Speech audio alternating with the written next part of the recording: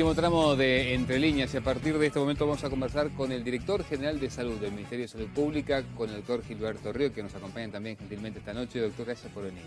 Bueno, buenas tardes y también el agradecimiento por la invitación. Bueno, hay varios asuntos para consultarle, doctor. El gobierno en las últimas horas atribuyó la baja de la mortalidad infantil, entre otras cosas, a la reforma de la salud, ¿verdad? Le pregunto, ¿están dadas las condiciones para que se mantenga esta tendencia a la baja? Sí, justamente porque en realidad la interpretación que dimos de la baja de la mortalidad tiene un componente que tiene que ver con la reforma del sistema sanitario, pero tiene otro componente que son una serie de vectores que confluyen, que son las condiciones sociales y económicas de cambio que tiene el país, y en la medida que eso globalmente es una tendencia que se mantiene, con más esfuerzo pensamos que se va a seguir. Y además lo otro importante es porque en realidad no es un dato de la baja un año, sino que hay una línea que va a marcar una tendencia creciente que nos permite ser más optimistas, porque a veces cuando sube un año o baja otro no podemos ser tan optimistas porque demuestra que hay una gran variabilidad. Pensamos que la tendencia, las condiciones sociales y económicas del país y la modificación y reestructura del sector sanitario son elementos que nos permiten avisorar de que esto puede seguir descendiendo, ¿no? Como usted dice, con más esfuerzos se puede seguir manteniendo la tendencia. ¿Implica más plata o implica, entre otras cosas, no sé, mayor organización o distribución? Plata no implica sobre todo reforzar algunas políticas que efectivamente están dando resultados. ¿Por ejemplo? El tema, la JUNASA, por ejemplo, planteó la meta prestacional vinculada al control del embarazo y el niño como una prioridad. Y se ha demostrado de que la baja de la mortalidad tiene que ver, porque es la muerte antes del año de vida. Y efectivamente ese descenso quiere decir de que se captaron precozmente embarazos, hubieron mejores controles, el niño cuando nació tuvo sus 10 controles anuales y eso ayudó. Y también otras políticas como la inmunización, que en realidad lo que estamos haciendo es sosteniéndola porque ya están presupuestadas, como hacerla. En el 2007 gran parte del impacto de la mortalidad que subió en aquel momento fuera la muerte antes del año de vida por enfermedades e infecciones respiratorias. La introducción de la vacuna contra el neumococo está demostrando que es efectiva y por eso es un tema que ya está en el calendario anual de vacunaciones y es sostenerla. Y por otro lado es seguir reorganizando el sistema asistencial, porque el dato muy interesante que tiene esto es que en realidad, por más que tengamos estructuras hospitalarias con toda la tecnología, si no abrimos tentáculos y vamos a los territorios, no tenemos capacidad para bajar la mortalidad porque se tuvo que salir a buscar embarazada, buscar madres con el niño recién nacido que no venía del control, y todo eso lo hace si el sistema se expande en el territorio, que es el gran desafío que ya se ha hecho mucho, tanto el sector público como el privado, pero que creemos que hay que profundizar un poco más. Ya que lo menciona, la caída, doctor, y de acuerdo a los últimos datos que han relevado, ¿se da en los dos subsectores de manera igual, parecida? Nosotros tenemos el dato nacional tomando las muertes totales y los nacimientos totales. Podemos inferir estadísticamente de que el peso mayor de la caída le estuvo a cargo del sector asistencial público, porque de hecho las 2/3 partes de los nacimientos en todo el país son en hospitales públicos. Doctor, le consulto sobre el dengue. Sé que se ha reforzado fundamentalmente en los últimos días en la zona fronteriza, sobre todo en la parte norte del país. Hay algunos cuestionamientos, sobre todo de la gente de Fraiventos, de por qué no se toman más medidas desde salud pública, después incluso de la apertura del puente, ¿no? ¿Qué se va a hacer desde salud pública sobre eso? Bueno, nosotros tenemos un plan de contingencia que está pautado y es que acorde a la situación que tiene el país, que es un país que no tiene dengue autóctono y por lo tanto nuestra campaña es combatir el vector. Y esas son las medidas y actuar sobre las zonas de riesgo, que son el litoral, frontera con la Argentina, el norte del país.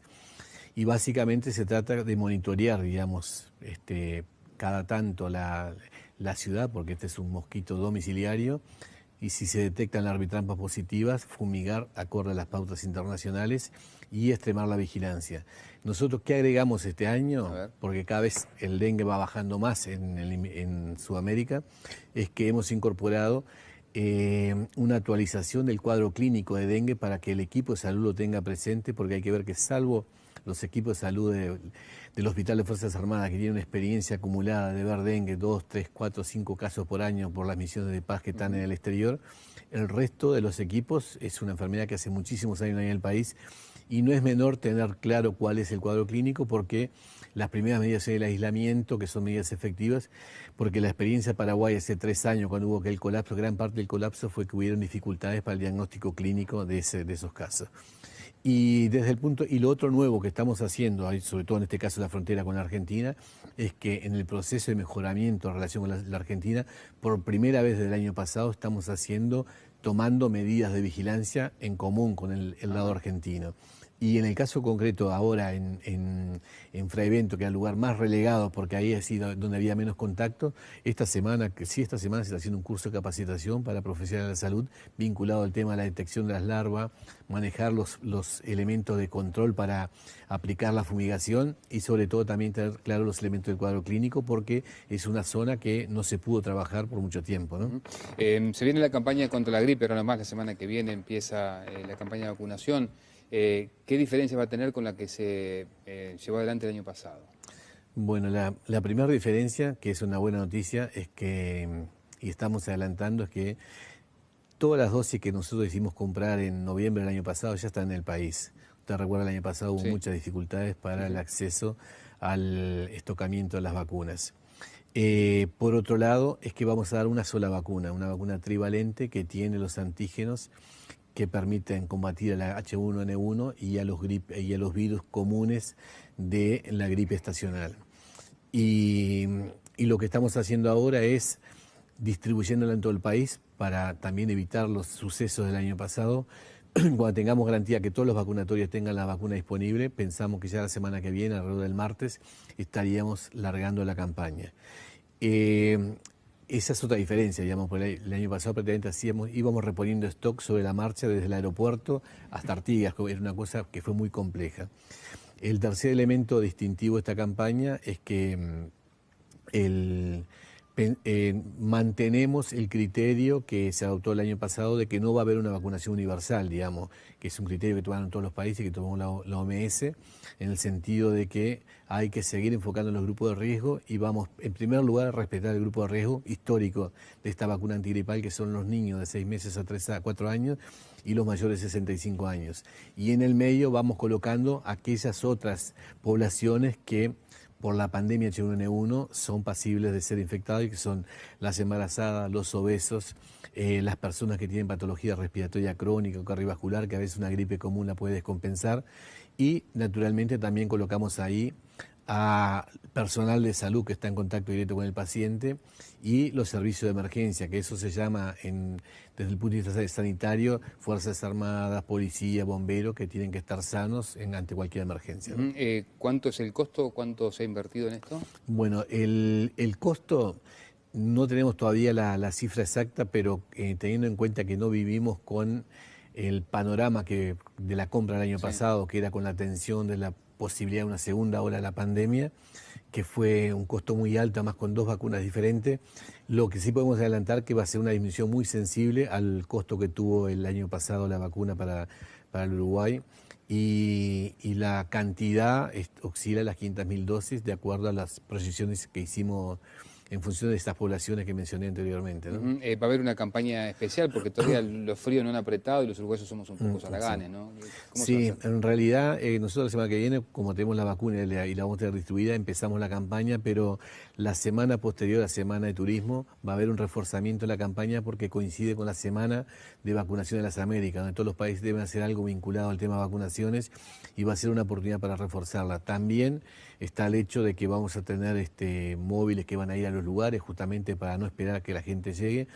Y además otro elemento que no es menor es que hoy estamos en condiciones de afirmar que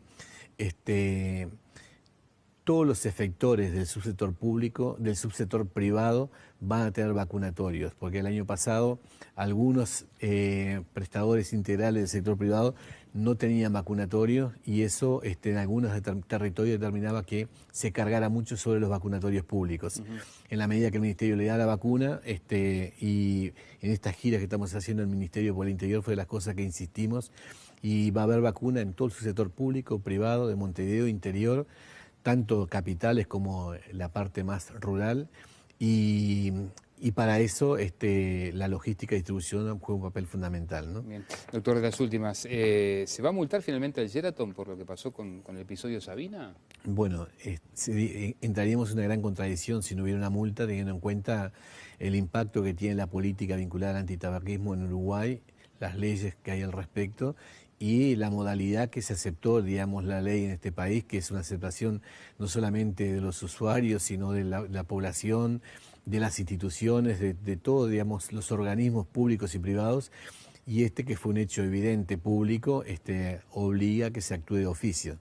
Nosotros tenemos una comisión que es la que asesora en torno al tema de las sanciones que se ponen y que trabaja sistemáticamente. No es porque haya venido Sabina y pasó esto, sino que una vez a la semana analiza un cúmulo de multas, de inspecciones que vienen y sobre todo los fines de semana, que se va a muchos lugares, las denuncias que vamos también por llamadas telefónicas. Y este caso concreto es una denuncia de oficio. Hoy sabemos que la comisión se reunió, el tema del Sheraton estaba y que capaz que cuando yo llegue a mi escritorio hoy tengo ya la sugerencia de la comisión asesora de qué tipo de sanción. Pero en principio mañana, más tardar el lunes, hay un pronunciamiento porque eso tiene una dinámica que ya tiene sus tiempos y en realidad no hay ningún misterio y me parece que la ley es muy clara, ¿no? Bien, doctor, gracias por acompañarnos esta noche. Bueno, gracias a ustedes. Que pase muy bien.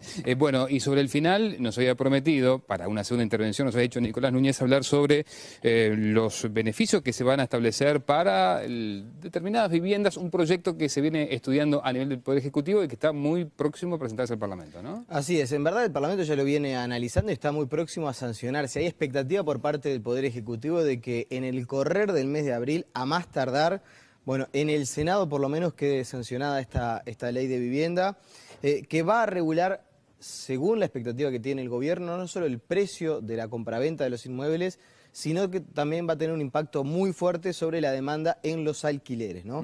Lo que nos decían en el Ministerio de Vivienda es que el interés es que la ley salga por consenso de todo el sistema político y que según las opiniones recogidas en las distintas comparecencias, tanto del ministro, de la ministra como del subsecretario del Ministerio de Vivienda ante las comisiones respectivas, tanto del Senado como de diputados, hay un buen ambiente para que todos los partidos políticos estén aprobando esta ley. Y por tanto, entonces, seguramente la reglamentación va a ser mucho más rápida. Bueno, está la avidez que tiene el Ministerio de Vivienda, que ya están trabajando en la reglamentación y nos decían, ni bien se aprueba, a las 24 horas tenemos pronto la reglamentación para presentar. Una reglamentación que tiene algunos puntos que son bastante importantes y que vamos a destacar. Por ejemplo, hay un tope para el valor de las unidades que se pueden enmarcar dentro de este régimen, $80.000. Cualquier inmueble que supere los $80.000 no se podrá hacer de beneficios fiscales al momento de construirlo. Y bueno, no hay una limitante en cuanto a los barrios. Por ejemplo, si uno encontrara en Carrasco, en Pocitos, algún terreno y estuviera dispuesto a construir este tipo de vivienda y a comercializarla por menos de $80.000, bueno, ese proyecto, por más que esté en esos barrios importantes, de un valor elevado, bueno, podrán ser beneficiarios de estos descuentos, de estas exoneraciones fiscales.